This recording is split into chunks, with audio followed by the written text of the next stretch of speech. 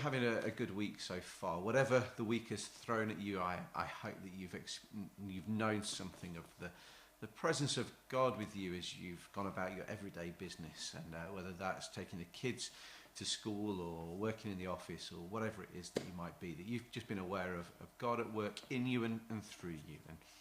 And so I guess the thing I want to talk about today is how do we overcome our fear of failure? Because I don't know about you, but there's been times in my life where an opportunity has presented itself, and maybe I've not taken it because of a fear that has been driven by, what will people think of me if I fail?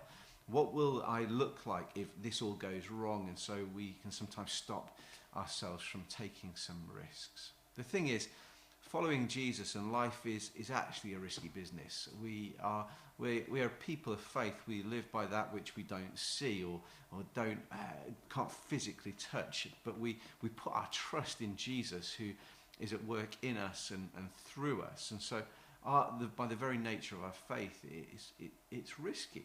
It's a faith-based faith. And so John Ortberg says something really interesting that I just used on Sunday morning as I was speaking. I want to read it to you. And I was talking about Peter and getting out of the boat, and this is what John Ortberg has to write. Only Peter knew that when he sank, Jesus would be there, and he was wholly adequate to save.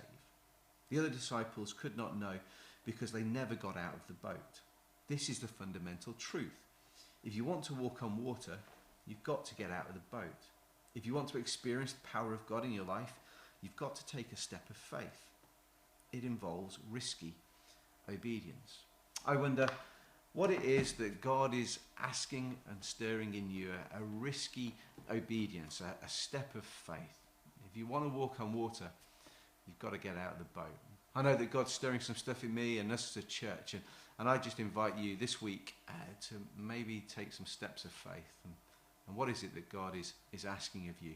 Because it's when he calls and you take this step, you put your trust in him. Faith is not faith in faith, it's our faith in a person. It's the person of Jesus, and we can trust him because he's the resurrected guy, and we can know he is true. And so look for those opportunities this week to take some steps of faith, and maybe, just maybe, you will grow as a result of it. God bless. Hope you have a great week.